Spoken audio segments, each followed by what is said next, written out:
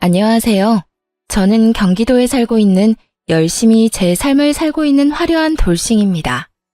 제가 이혼을 하기 전에는 주변에서 이혼을 접하게 되면 저는 안타까움, 안쓰러움을 표현하곤 했는데요. 그랬던 제가 요즘 지인들에게 이혼을 접하게 되면 잘했다고 합니다. 그만큼 전 지금 제 생활에 만족하고 지내며 요즘 같은 세상에 이혼 같은 건 흠도 되지 않는다고 생각하는데요. 지금은 이런 생각까지 하는 저이지만 저 역시 이혼을 할 당시에는 온갖 잡념들에 휩싸여 이혼을 하지 못하고 이리저리 끌려다녔습니다. 그러면 제가 어떤 일들을 겪었고 어떻게 해서 이혼까지 하게 되었는지 제 사연 들어보실래요? 저와 남편은 연애를 길게 하고 결혼까지 하게 된 부부였습니다. 연애를 하기 전에는 친구로 지냈기에 가끔 남편의 집으로 가곤 했고 연인이 되면서도 시댁에 자주 왕래하면서 지냈던 것 같아요. 남편 역시 친정에 자주 놀러 오기도 했고 친정 부모님과 시간을 보내며 자연스럽게 가족이 되어갔죠. 시댁에서는 저를 특히나 예뻐해 주셨는데 남편이 외동이었던 터라 딸이 생긴 것 같다며 저를 많이 예뻐해 주셨었죠. 아름아, 넌 좋아하는 음식이 뭐니? 다음에 올 때 그걸로 해주마. 저 다 잘 먹어요. 어머님은 뭐 좋아하세요? 제가 다음에 해드릴게요. 그 작은 손으로 요리까지 할 줄 알아? 잘은 못하는데 기본적인 거 몇 가지만 할 줄 알아요. 어머님 입맛에 맞을지는 모르겠지만요. 당연히 다 맛있겠지. 아름이가 만들어주는 거면 소태밥도 맛있게 먹을 수 있는걸? 그런데 그런 일은 나중에 네 가정 생기면 네 자식한테나 해주고 지금은 내가 해주는 음식 먹어주려무나. 난 아름이 네가 맛있게 먹는 모습 보는 게 너무 좋단다. 허구한 날 허겁지겁 전쟁 치르듯 먹는 남자들만 보다가 너처럼 오물오물 토끼처럼 먹는 거 보고 있으면 이 엄마가 너무 행복해.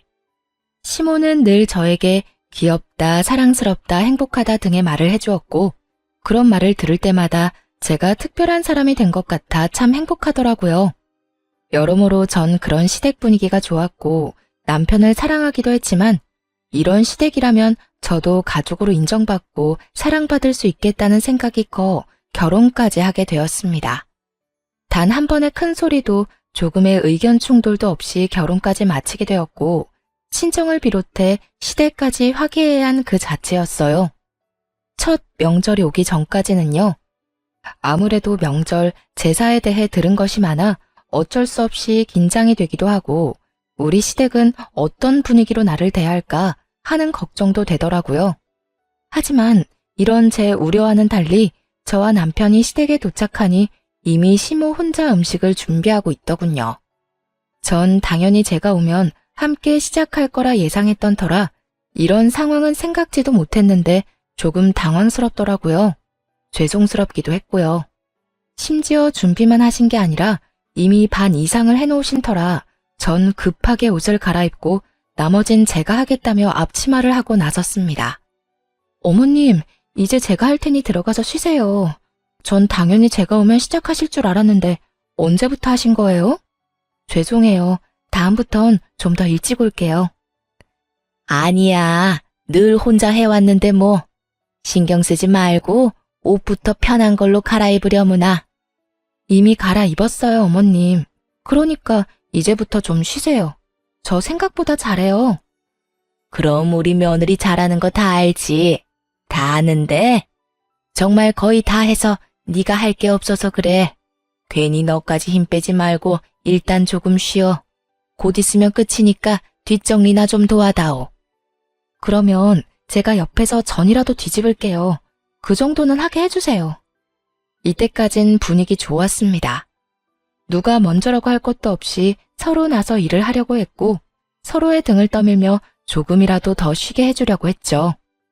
음식을 다 마련하고 나선 시모가 쉬는 동안 혼자 뒷정리를 빨리 끝내버리곤 빨래부터 시작해서 대청소도 다 해버렸습니다. 시모가 일을 워낙 못하게 하니 빨래 대청소를 하는데 기분이 나쁘기는커녕 뿌듯한 마음마저 들더라고요. 혼자 아침부터 고생했을 시모에게 조금이라도 도움이 되었다는 생각에서 말이죠. 이런 제 마음을 알았는지 시모는 이런 말까지 해주더군요. 어쩜 그렇게도 손이 야무질 수가 있는지. 덕분에 이번 명절엔 몸살 걸릴 일 없이 잘 지나가겠구나. 음식 준비부터 뒷정리도 잘하고 아주 집안일을 우리 아름이가 다 해준 덕에 이 엄마가 편하구나. 시모는 제 두 손을 쓰다듬으며 애정을 듬뿍 담은 말을 해주었고 사랑받고 있다는 생각이 들어 참 기쁘더라고요. 그렇게 좋은 분위기에서 명절을 보냈고 친정으로 가기 전 저희를 배웅해 주시는 시모에게 준비한 용돈 봉투를 드렸죠. 어머님, 저희 이제 가볼게요. 덕분에 많이 배우고 맛있게 먹고 잘 쉬다가 가요. 아, 그리고 어머님, 여기 용돈이요. 첫 명절이고 해서 준비했어요. 시모는 정말 생각도 못했다는 듯 놀란 눈을 하고 봉투를 보더라고요. 이걸 받아도 되나 하는 고민을 하는 시모의 손에 저는 봉투를 쥐어드렸고 시모는 감동한 듯 저를 보며 이렇게 말하더군요. 어머나, 이런 거 필요 없는데. 이래서 다들 딸 타령을 하는가 보구나. 우리 아들은 생전 이런 봉투 내미는 법이 없었는데.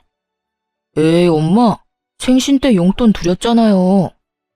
생일마저 입 닦으면 네가 아들이야? 그건 당연한 거야. 어찌되었든 아가, 고맙다. 내가 잘 쓰마. 여기까지도 좋았습니다. 그런데 봉투를 확인한 시모가 불현듯 이런 말을 하더라고요. 미세하게 굳은 표정을 지어 보이면서요. 그런데 혹시 너희 친정에도 명절이라고 봉투 준비했니? 전쟁의 시작과도 같은 질문이었습니다. 시모는 살짝 굳은 표정으로 저에게 물어왔고 시모의 의중을 알 수 없었던 저는 있는 사실 그대로 대답했어요. 굳이 숨길 필요도 없었고 차별을 두어 준비를 했던 것도 아니었으니까요. 네, 친정도 봉투로 준비했어요. 저는 매년 친정에 용돈 드렸었거든요. 그래서 올해도 마찬가지로 준비했어요. 그 순간 시모의 표정이 걷잡을 수 없이 굳어지며 완전히 다른 사람처럼 저에게 따지듯 닥달을 하더라고요. 그런 법이 어디 있니? 이제 시집 왔으면 친정을 챙길 필요 없지 않니? 넌 이제 우리 집 사람인데 왜 친정까지 챙기는지 모르겠구나. 애 없을 때 한 푼이라도 더 모을 생각을 해야지. 이제 보니 우리 아름이가 다 좋은데 돈 쓰는 씀씀이가 좀 해픈 것 같네. 너희 돈 관리는 누가 하니? 네가 하고 있으면 우리 아들한테 맡겨. 알겠지?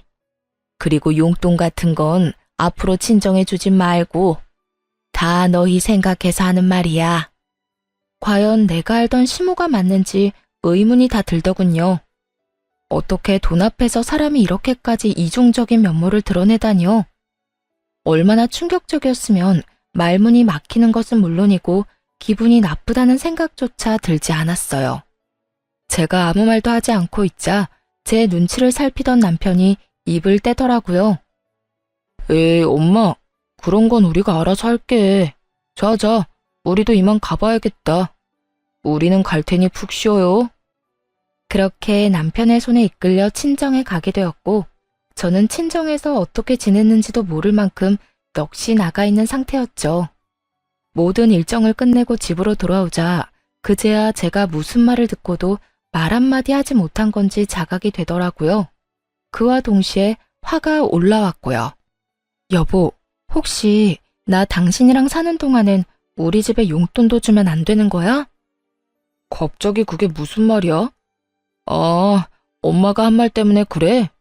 그 말을 뭘 신경 쓰고 그래. 그냥 그런가 보다 하고 신경 쓰지 마.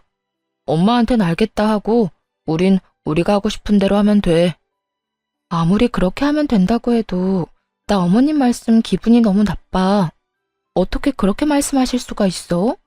시집 온 딸은 자식도 아니야? 뭘 그런 말을 곱씹고 있어. 괜히 당신 기분만 나쁘게. 워낙 옛날 분이라 그래. 그런 부분에선 아무리 설득하고 타협하려고 해도 도무지 안 되더라고. 그러니까 당신도 그냥 들어도 못 들었다고 생각하고 지내줘. 응? 그거 말고는 다 당신 편하게 맞춰주시잖아. 아무리 그래도 기분이 상하는 걸 어떻게 해. 내가 앞으로 그런 말 나올 것 같으면 한 발 앞서 막아주도록 노력할 테니까 기분 풀고 좀 쉬자. 당신도 지금 피곤해서 예민해져 있어. 응? 남편은 제 기분을 풀어주려 노력했고, 저는 기분은 상했지만 그냥 넘어가기로 했습니다. 남편의 말대로 딱 그 부분만 아니면 시모는 꽤 괜찮은 시모라 생각했으니까요. 그 딱 한 가지가 결국 저를 이혼까지 몰고 가게 될 줄은 그땐 몰랐습니다. 몇 번의 명절이 지나고 도무지 적응되지 않을 것만 같던 시모의 고지식한 면모도 적응이 되더라고요. 남편이 당부한 대로 앞에선 그저 네라고 답하고 뒤로는 친정을 챙기면 그만이었으니까요. 처음엔 그렇게 행동하는 저 자신이 싫었는데 어떤 면에선 그렇게 행동하는 것이 괜한 불화를 일으키지도 않고 얼굴을 붉힐 일도 없으니 현명한 며느리로서의 태도란 생각이 들기도 했습니다. 그러던 와중 친정아빠의 생신이 되었고 전 매번 시댁 어른들의 생신상만 차려들었던 것이 마음에 걸리더라고요. 그동안 부모님 생신상 한번 제대로 챙겨드리지 못한 것이 죄송한 마음이 들어 이번 생신은 집에서 대접해 드리기로 했죠. 엄마, 이번 아빠 생신상 내가 차려드릴 테니 시간 맞춰서 우리 집으로 와. 내가 입이 떡 벌어지게 한 상 차려드릴 테니까. 어머, 웬일이라니? 웬일은 무슨? 딸이 시집 가더니 철든 거지 뭐. 매번 시부모님들 생신상 차리면서 아빠 엄마 생각 많이 했었어. 딸이 돼서 제대로 된 생신상 한번 안 차려주고 시집 온 게 내심 죄송스럽기도 했고. 그러니까 이번엔 내가 처음부터 끝까지 다 준비할 테니까 시간 맞춰서 와서 식사만 하셔요. 그래, 알겠어. 네 아빠 또 울겠구먼. 그렇지 않아도 딸이라면 넘어가는 양반인데 그런 딸이 차린 생신상이라고 하면 눈물이 앞을 가려 밥이나 제대로 드실 수 있으려나 모르겠다. 어찌되었든 신경 써줘서 고마워, 딸. 덕분에 아빠 행복하겠네. 엄마와의 통화를 마치고 나니 더욱 죄송한 마음이 들더라고요. 이렇게 기뻐해 주실 줄 알았다면 진작 모셨을 텐데 하는 마음에서요. 전 더욱 생신 준비에 박차를 가했고 전날 장보기를 마치고 당일 아침부터 일어나 생신상을 준비했어요. 아침 일찍 일어나 남편 출근시키고 생신상 준비를 하는데 시모에게 전화가 오더라고요. 평소에도 통화는 자주 하던 터라 전 아무 생각도 의심도 없이 그 전화를 받게 되었습니다. 아름아, 우리 아들이 그러는데 오늘 사돈어른 생신 너희 집에서 한다며? 그 순간 정말 할 수만 있다면 남편 입을 찢어버리고 싶은 심정이었어요. 평소 시모가 어떤 사상을 가지고 있는 줄 알면서 그런 말을 전하는 것이 제정신 박힌 사람이 할 수 있는 일인가 싶더군요. 네, 밖에서 외식하는 것도 부담스럽고 해서 집에서 모시려고요. 좋은 변명이었다고 생각한 저와는 달리 시모는 제 생각보다 더 대단한 사람이더군요. 제 말에 이런 말을 했으니까요. 외식을 할 필요가 뭐가 있어. 그냥 친정에 가서 있는 반찬에 밥이나 한 끼 먹으면 되는 거지. 다른 것도 아니고 생신이니까 내가 이때껏 네 친정 생신은 챙기게 뒀는데 아무래도 안 되겠구나.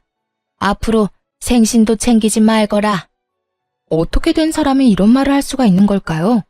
같은 여자, 같은 며느리의 경험이 있는 사람으로서 다른 것도 아닌 부모님의 생신을 챙기지 말라고 명령할 수가 있는지 이해가 되지 않았어요. 부탁, 권유도 아닌 명령조 시모의 말투에 저 역시 화가 났어요. 네? 아무리 그래도 생신은 챙겨야죠. 생신 챙긴다면서 괜한 낭비하니까 그렇지. 오늘도 봐라. 내가 너희 집 잠시 들린다고 우리 아들한테 연락 안 했으면 이딴 짓이나 하고 있다는 것도 몰랐을 거 아니니? 요즘 물가가 얼마나 올랐는데 생신상을 그것도 집에서 차려준단 말이니? 네가 우리 아들 집에서 그딴 짓거리 하면 퇴근하고 피곤한 우리 아들 제대로 쉬지도 못하고 그게 뭐 하는 짓이냐고? 혹시 아세요? 너무 화가 나면 아찔해진다는 것을요. 저는 생전 처음으로 너무 화가 나 아찔해지는 기분을 느끼게 되었고 그 순간 이때껏 참아왔던 모든 것을 터뜨렸어요. 어머님, 정말 해도 해도 너무하네요. 다른 것도 아니고 생신인데 제가 이 정도도 못 해드리나요? 그거 얼마나 한다고. 그리고 생신상에 드는 비용도 제가 번 제 돈으로 마련하는 거라고요. 그리고 저희가 사는 이 집, 어머님 아들 집이 아니라 제 집도 된다고요. 집 살 때 제 돈도 절반 들어간 거 뻔히 아시면서 왜 그렇게 말씀하세요? 너 지금 나한테 따지고 드는 거니? 다 너 잘 되라고 하는 말인데 네가 이런 식으로 나오면 나 정말 섭섭하다. 너 잘 되라고 하는 말, 그 말이 전 그렇게 싫더라고요. 정말 제가 그리고 저희가 잘 되길 바란다면 이런 식의 강요는 아니지 않나요? 제가 나쁜 길로 빠져 쓰면 안 되는 곳에 돈을 낭비하는 것도 아니고 다른 사람도 아닌 저를 낳아주시고 정성으로 키워주신 부모님께 이 정도 돈과 시간도 쓰면 안 되는 거냐고요. 시모는 늘 우리가 잘 됐으면 한다는 말을 방패로 삼으며 저를 억압해왔고 전 이제 그 억압에서 벗어나기로 했죠. 저도 섭섭해요, 어머님. 어머님이 저 잘 되라고 하는 말씀 전부 다 저한테는 다 섭섭하다고요. 시집을 가면 딸이 아닌 게 되는 것도 아닌데 왜 제가 친정에 어떤 일도 하지 말라고 하세요?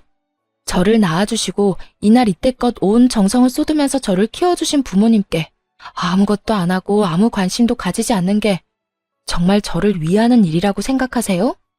전혀 아니에요. 전 한두 푼 아끼자고 그렇게 살고 싶지 않다고요. 전 앞으로 어머님이 뭐라고 하시든 간에 친정이 할 도리는 하면서 살 거예요. 이런 제가 정 마음에 들지 않으시면 제가 돈을 어떻게 쓰든 관심을 가지지 말아주세요. 그러면 서로 얼굴 붉히는 일도 없고 서로 좋지 않겠어요? 뭐야? 너 지금 말 다 했니? 아름이 너 그렇게 안 봤는데 아주 되바라졌구나. 어디 어른한테 버릇없이 그딴 식으로 말하는 게야? 내가 말했지? 다 너 잘 되라고 하는 말이라고. 처음엔 생신상 용돈으로 시작해서 나중엔 더 큰 돈, 더 큰 걸 바라는 게 사람 마음이란 걸 왜 모르니? 네 친정 부모님이라고 다를 줄 알아? 나이 더 들면 기댈 거라곤 자식밖에 없을 텐데 그때 가서 너 어떻게 하려고 지금부터 지갑 노릇을 하려고 하냔 말이다. 저희 부부가 진짜 누구의 지갑 노릇을 하고 있는데 이딴 말을 하는지 모르겠더라고요. 시모는 친정에는 용돈도 주지 말라고 하며 달마다 저희에게 용돈을 받아 쓰는 것도 모자라 병원도 회사 다니는 저를 꼭 데리고 다니며 그 병원비조차도 저에게 다 내라고 하는 사람이었습니다. 그런 사람이 저딴 말이나 하니 퍽이나 진정성 있어 보이더라고요. 제발 그 말 좀 하지 마세요. 다 저 잘 되라고 한다는 그 말이요. 그게 어떻게 제가 잘 되라고 하는 말이에요? 그리고 지갑이요? 그런 식으로 따지면 저희가 어머님께 매달 드리는 용돈부터 각종 병원비까지 더는 도움을 드리면 안 되겠네요. 어머님 역시 이제 기댈 거라곤 외동아들 하나뿐일 텐데 사람 마음 모르는 거라고 저희한테 더 큰 걸 바라면 어떻게 해요? 그걸 말이라고 하니? 친정하고 시댁이 같니? 내가 누누이 말하지 않았니? 시집 오면 넌 친정 사람이 아니라 우리 이 시집안 사람이라고. 넌 이제 우리 가족인데 가족인 날 돕는 건 당연하지. 저한테는 그 모든 게 당연하지 않으니까 그렇게 살고 싶으신 어머님이나 친정 다 무시하면서 잘 사시고요. 저한테 더는 강요하지 마세요. 저 이만 끊을게요. 더 이야기 나누다간 정말 어머님하고 사이 틀어질까봐 겁나네요. 그러면 들어가세요. 저는 전화를 끊어버렸고 시모에게서 전화가 계속해서 왔지만 연락을 받지 않았죠. 정말 생각하면 할수록 화가 나더라고요. 시부의 생신날엔 시모와 함께 여행을 보내드렸고 시모의 생신날엔 명품 가방을 선물했었습니다. 물론 선물과는 상관없이 생신상까지 차려드렸었고요. 그땐 이런 며느리가 또 없다고 덕분에 이런 호강을 다 누려본다고 했던 사람이 어떻게 그깟 생신상 한번 마음 편하게 차리지도 못하게 하는 것인지 너무 화가 나더라고요. 이런 부모도 부모라고 그 큰 돈을 들여가며 신경을 쓰고 대접했던 저 자신에게도 너무 화가 나기도 했습니다. 하지만 언제까지나 씩씩거리며 화를 내고 있을 수는 없는 노릇이었어요. 처음으로 차려드리는 친정아빠의 생신을 이딴 식으로 망치고 싶진 않았거든요. 그래서 전 마음을 가다듬고 기뻐하실 부모님의 얼굴을 떠올리며 생신상을 준비했고 밑재료 준비를 끝내고 한숨 돌릴 때쯤 거칠게 문을 두드리는 소리가 들려오더군요. 야! 야! 문 열어! 이 문 당장 열어!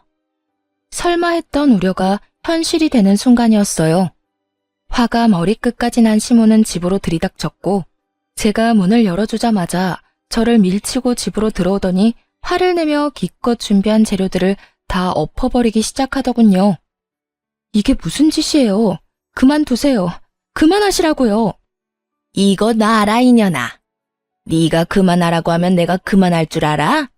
어디 건방지게 뭐? 강요하지 마. 신경을 꺼. 내가 너한테 어떻게 했는데 네가 감히 나한테 그런 식으로 명령을 해. 이 고약한 년. 내가 너 버릇을 단단히 고쳐줄 거다. 생신상?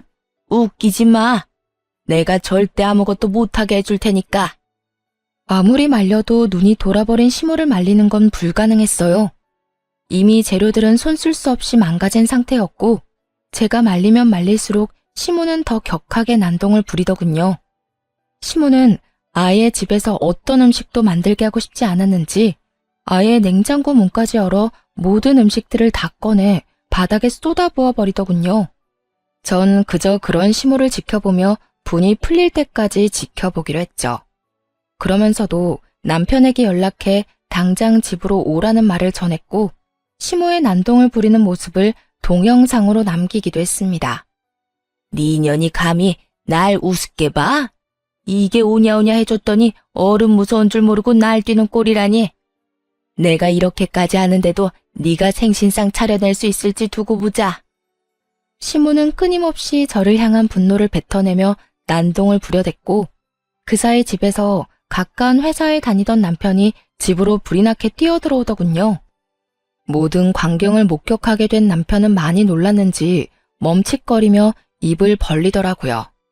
그것도 잠시 반찬통을 들고 바닥으로 집어던지려는 시모를 가까스로 저지한 남편은 시모에게 소리를 지르며 화를 냈어요. 엄마, 이게 다 뭐야? 도대체 이게 무슨 짓이야? 이 사람이 무슨 잘못을 얼마나 했다고 이딴 짓까지 하냐고. 이거 놔라. 저 물건이 나한테 한 말 들으면 너도 내가 왜 이렇게까지 했는지 다 이해할 것이다. 저 사람이 어떤 말을 어떻게 했든 이건 아니지. 엄마가 뭐 때문에 화가 났는지 대충 알겠는데 그 어떤 이유로 얼만큼 화가 났던 간에 이건 아니야. 자신을 이해하기는커녕 저를 두둔하고 나서는 남편을 보며 시모는 더 큰 분노를 느끼는 듯했고 그 분노의 화살은 다시 저에게로 향하더군요.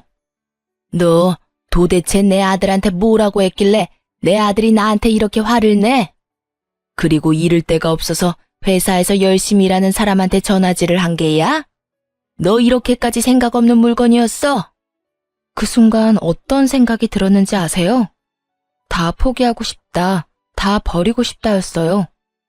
난장판이 되어버린 집만큼 제 마음 역시 난장판이 되어버린 상태였고 무엇보다 이 모든 광경을 부모님께 보이면 절대로 안 된다는 생각도 들었습니다. 다른 날도 아닌 생신날 이런 광경을 보게 된다면 그런 불효도 또 없을 테니까요. 화를 낼 가치도 없는 사람에게 화를 내고 싶지도 않았어요. 우선 전 봉지를 찾아들고 시모가 다 엎어버린 재료들을 챙겨넣고 시모의 손에 꽉 쥐어주며 이렇게 말했어요. 이거 덕분에 저는 못 쓰게 됐으니까 가져가서 저녁해 드세요. 어머니 말대로 요즘 물가가 장난이 아닌데 그냥 버릴 순 없으니까요. 어머님이 다 망쳤으니 어머님이 책임지시고 해결하시라고요. 그리고 뒷정리도 다 하고 가세요. 어머님 말대로 힘들게 일하고 온 어머님 귀한 아들이 이걸 다 치울 순 없는 노릇 아니겠어요? 그러니까 이 난리를 부린 어머님이 직접 다 치우고 가세요. 제 말에 시모는 몸까지 부들부들 떨며 손을 치켜들더군요. 전 그 손을 낚아채 뿌리쳐버렸고요. 이 년이 감히! 자꾸 이년저년 하지 마세요. 전 어머님한테 그딴 욕 들을 만큼 잘못한 거 없어요. 그리고 제 몸에 손도 대지 마시고요. 저희 부모님이 맞고 다니라고 시집 보낸 거 아니고요. 행복하게 지내라고 시집 보낸 겁니다. 그러니까 앞으로 저한테 함부로 대하지 말아주세요. 여전히 몸을 부들부들 떨던 시모는 누가 말릴 새도 없이 이번엔 제 머리채를 획 잡아버렸고 워낙 순식간에 일어난 일이라 어떤 반응도 하지 못했어요. 그 순간 부모님의 목소리가 들리더라고요. 연락도 없이 이렇게 일찍 와도 되는 거야? 집에 가보고 없으면 전화하면 되죠 뭐. 연락하면 분명 오지 말라고 할 게 뻔하다고요. 아무리 당신 생일상이라고 해도 어떻게 애한테 다 맡겨놓고 가만히 있어요? 나라도 가서 좀 도와야지. 그런데 왜 문이 열려 있지? 얘는 겁도 없이. 어머, 이게 다 뭐야? 사돈, 뭐 하는 짓이에요? 아무래도 제가 마음에 걸렸던 부모님은 뭐라도 도울 마음에 일찍 저희 집으로 오셨고 남편이 급하게 집으로 들어오느라 문을 잠그는 것을 깜빡했던 것이었습니다. 참고로 저희 집은 디지털 자물쇠가 아닌 열쇠로 문을 열고 닫는 터라 문을 닫는다고 해도 잠기진 않는 문이었고 심지어 문을 제대로 닫지 않아 조금 열린 상태였던 거죠. 아무것도 알 리 없었던 부모님은 문을 열고 집으로 들어왔고 그곳에서 처음 본 것이 제가 시모에게 머리채를 잡혀 이리저리 휘둘리고 있는 상황이었던 것이었어요. 그것도 아빠의 생신날 말이죠. 제가 떠올리기도 싫었던 최악의 상황이 되어버렸고 제가 시모의 손에 휘둘리는 그 순간에도 부모님에 대한 죄송함에 어찌해야 할 바를 모르겠더라고요. 하지만 시모는 머리끝까지 화가 난 엄마의 고함을 듣지 못할 만큼 흥분한 상태였고 여전히 저를 놓을 기미가 보이지 않는 상태였습니다.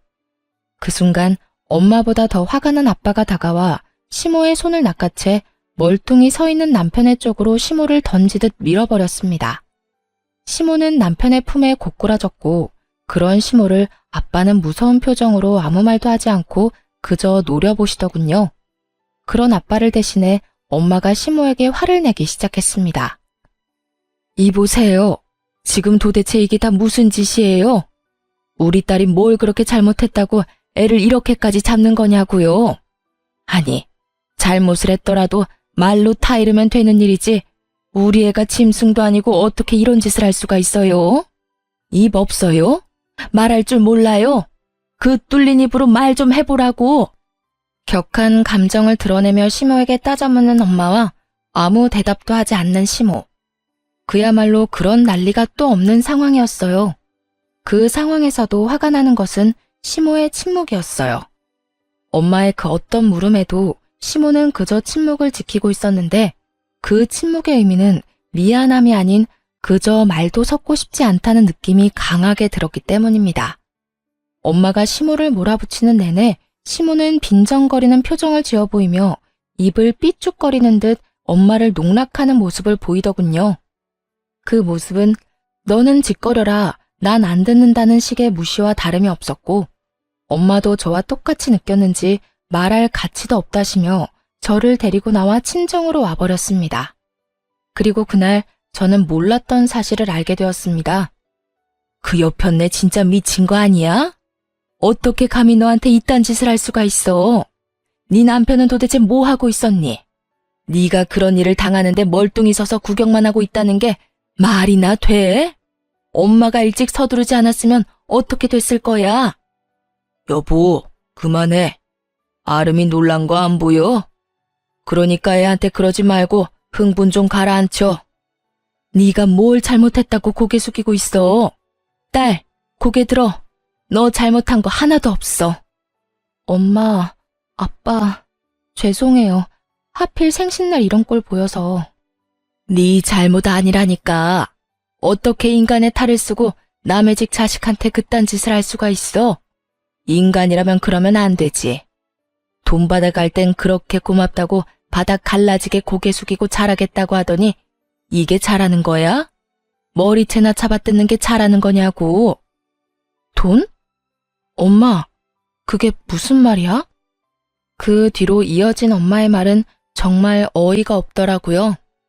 어느 날은 네 남편이 술 먹고 여기로 찾아왔더라. 그 여편네 살던 집 주인이 당장 나가라고 했다던데. 돈이 없어서 마땅히 옮겨줄 집이 없다고 말이야.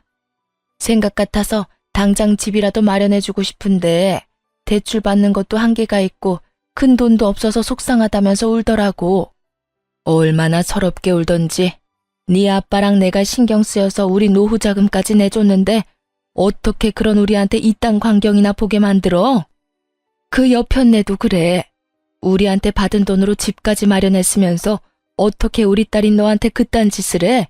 아니, 돈을 다 떠나서 자기 자식 귀하면 남의 자식 귀한 줄도 알아야지. 어떻게 남의 귀한 자식을 그런 식으로 대할 수가 있냐고. 내가 진짜 아까 그 장면이 머릿속에서 떠나지 않아. 속상해 미치겠어. 이렇게까지 감정 표현을 하는 분이 아닌데 많이 속상하시던 엄마는 제 앞에서 화를 내시며 우시더라고요. 평소라면 다 괜찮다고 그런 일도 있다며 제 등을 쓸어내려 주셨을 엄마가 우시는데 제 마음도 무너져 내리더군요. 그렇게 한참 울은 저는 겨우 마음을 진정시키고 생각을 정리했어요. 정리하면 할수록 이해가 되지 않더라고요. 저에게 말 한마디 하지 않고 친정에서 큰돈을 받아간 남편. 남편에게 그 큰돈을 받아 집을 마련한 시모. 친정에서 받은 돈으로 집까지 마련했으면서 친정엔 조금의 용돈도 용납하지 않았던 시모. 그 모든 게 이해가 되지 않았습니다. 더욱 괘씸한 건 남편이었어요. 시모의 집을 마련하던 시기에 제가 이것저것 물었던 적이 있는데 그때마다 남편은 저에게 거짓말을 해대며 어물쩍 그 상황을 넘어가곤 했으니까요. 그땐 친정에서 도움을 받았을 거란 생각도 못한 상황이라 속여봤자 대출금 정도라 생각했었어요. 그래서 효도하고 싶다는데 제가 뭐라고 나서나 하는 생각에 더는 아무 말도 하지 않았던 것이고요. 하지만 그 모든 행동이 저를 속이기 위한 행동이었다고 생각하니 너무나도 괘씸하더군요. 그렇게 남편에 대한 실망감과 시모에 대한 넘치는 분노 때문에 어찌해야 할 바를 모르고 있었어요. 그러는 와중에도 남편은 와서 빌기는커녕 연락 한 통이 없더라고요. 분노와 체념이 오가는 며칠이 흐른 후 남편에게 연락이 왔고 전 친정 근처 카페에서 남편을 만나게 되었습니다. 어쩌면 싹싹 빌며 사과를 해올 수도 있을 거라 생각했는데 남편은 다리를 꼬고 앉아 저에게 이혼을 통보하더라고요. 그 역시도 제 예상 안에 있기도 했지만요. 우리 이혼하자. 뭐? 이혼? 그래, 이혼. 엄마랑 많이 이야기해봤는데 아무래도 우리 이혼하는 게 좋을 것 같아. 당신이랑 엄마 사이에서 나도 힘들고 당신도 앞으로 우리 엄마 보기 싫을 거고 그러면 난 더 힘들어질 거고 우리 앞날이 뻔하잖아. 지금 이혼을 입 밖으로 내뱉고 싶은 사람이 누군데 감히 누가 먼저 이혼을 입 밖에 내나 싶더라고요. 그러면서도 그 검은 속내가 뻔히 보이기도 했고요. 이혼? 당연히 해야지. 그런데 당신 우리 집에서 돈 많이 받아갔더라. 그 돈으로 어머님 집 사는데 보태드렸고 이혼은 하는데 돈은 다 토해내야 하지 않겠어? 제 말에 남편은 그게 무슨 헛소리냐고 웃더라고요. 그러면서 하는 말은 정말 가관이었습니다. 내가 왜 그 돈을 줘야 해? 난 빌린 적도 없는데? 내가 빌려줬다는 증거라도 있어? 있으면 가지고 와 보든가. 이런 걸 보고 딱 잡아댄다고들 하시죠? 네, 남편도 그런 적 없다며 딱 잡아떼기 시작하더라고요. 여유롭게 커피까지 홀짝홀짝 마셔대며 증거가 있다면 가지고 오라는데 그 모습이 참 하찮더라고요. 얼마나 보고 배운 것이 없으면 저렇게까지 뻔뻔할까 싶기도 하고 얼마나 생각하는 바가 밑바닥이면 저딴 행동밖에 하지 못할까 싶기도 해서요. 이혼의 단어가 나오고 난 후, 아니 어쩌면 어렴풋이 설마 이러진 않을까 했던 제 생각과 전혀 다르지 않은 하찮은 태도였어요. 부모님은 남편에게 차용증 한 장 쓰라는 말도 하지 않고 돈을 주었고 이체를 해주었다고는 하나 그냥 준 것이라고 우기면 할 말이 없는 상황이었죠. 하지만 제 부모님은 제가 생각했던 것보다 상황 대처 능력이 더욱 대단한 분들이시더라고요. 증거 있어. 이런 상황을 예상하고 그랬던 건 아니지만 우리 엄마 아빠가 그날 그 상황을 다 동영상으로 남겨놨다고 하시더라고. 네, 맞습니다. 부모님은 차용증 대신 홈 CCTV로 모든 상황을 녹화했고 그 녹화분을 따로 간직하고 계셨다고 하더라고요. 그 홈 CCTV는 제가 설치를 해드린 것이었는데 아무래도 두 분만 계시는 것이 불안해 설치해둔 것이 이렇게 쓰인 것이었죠. 그럴 리가 없다는 표정의 남편을 향해 동영상을 틀고 볼륨을 키웠죠. 장인어른, 장모님, 정말 감사합니다. 제가 형편이 되는 대로 조금씩이라도 갚겠습니다. 덕분에 저희 어머니 이제 이사 걱정 없이 보내실 수 있게 됐어요. 정말 감사합니다. 제가 이자까지 쳐서 꼭 갚겠습니다. 영상 속의 남편은 고개를 바닥에 박고 눈물을 흘리며 온 마음을 다해 감사한 마음을 전하고 있었어요. 그런 남편을 아빠는 일으켜 세우며 진정시켜 주셨고요. 그래, 이 돈으로 해결된다니 다행이네. 좋은 일인데 뭘 그렇게 울고 그래. 인제 그만 울고. 자네, 내가 이 돈 왜 빌려주는 줄 알지? 우리 딸 눈에 눈물 흘리게 하지 말라고 빌려주는 걸세. 돈 때문에 자네가 힘들어하면 우리 딸도 힘들 테니 우리 노후 자금까지 털어서 빌려주는 거라고. 네, 잘 압니다. 제가 아름이 눈에 눈물 흘리지 않게 잘하겠습니다. 정말 세상에서 제일 행복한 여자로 만들어줄 겁니다. 그래, 그거면 됐어. 혹시나 우리 딸 눈에 눈물 나게 하는 날엔 지금 이 돈 한 번에 다 갚아야 할 거야. 농담 아니네. 나는 다른 건 몰라도 내 딸 눈에 눈물 나는 꼴은 못 봐. 자네, 내 말 무슨 뜻인지 알지? 네, 잘 알겠습니다. 혹시나 아름이랑 제가 잘못되면 당연히 이 돈은 다 돌려드려야죠. 하지만 그런 일은 절대로 없을 테니 걱정하지 마십시오. 차용증이라도 쓰라고 하면 쓰겠습니다. 됐어. 차용증은 무슨. 그런 건 필요 없으니까 약속이나 잘 지켜. 아빠의 말처럼 차용증은 필요가 없었죠. 이렇게 버젓이 동영상이 있으니까 말이죠. 남편은 사색이 되어 저에게 아무 말도 하지 못한 채 눈만 동그랗게 치켜뜨고 있었고, 전 그런 남편에게 이혼 통보를 되돌려 주었어요. 이혼하자고 했지? 뭐라고 했더라? 우리 앞날이 뻔하다고 했었나? 그렇긴 해. 우리 앞날이 너무 뻔하게 잘 보여서 나도 더는 당신이랑 못 살겠다. 이렇게 이혼할 거 이때까지 왜 참고 살았나 모르겠어. 어찌되었든 위자료 청구는 할 거니까 준비해놔. 당신 포함해서 당신 엄마한테도 소장 갈 거니까 참고하고. 그러면 법원에서 봐. 할 말을 다한 제가 자리에서 일어나려고 하자 손바닥 뒤집듯 태도를 180도 바꿔버린 남편놈이 제일 가벼운 무릎부터 꿇더라고요. 여보, 잠시만. 정말 이혼하자는 말이 아니었어. 그런 뜻이 아니었다고. 내 말 좀 들어봐. 들을 말이 뭐가 있어. 네가 뭘 생각하는지, 어떤 생각으로 나한테 이혼까지 하자고 하는지 누구보다 더 잘 알고 있는 게 난데. 돈 빌려갈 때는 목이 부러지라 조아리면서 다 갚는다고 호언장담을 하더니 뭐?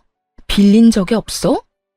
이 영상 없었으면 너 끝까지 그런 적 없다면서 이혼하자고 난리를 부렸겠지?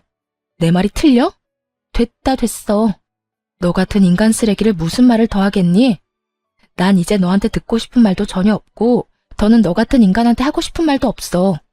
아니야, 그런 게 아니라고. 난 그저 내가 이혼하자고 하면 당신이 숙이고 들어올 줄 알고 그런 거였어. 그리고 돈은 당신이 막 몰아붙이니까 나도 순간 짜증이 나서 아무 말이나 짓거린 거야. 아, 진짜 구질구질하다. 변명을 하려거든 제대로나 해. 되지도 않는 변명으로 그렇지 않아도 폭발 직전인 사람 더 열받게 하지 말고. 변명이 아니라 진심이야. 제발 내 말 좀 믿어주라.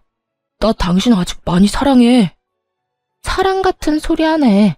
이거 나. 남편은 그제야 저를 붙잡고 늘어졌지만 전 그런 남편의 손을 뿌리치고 자리를 벗어났습니다.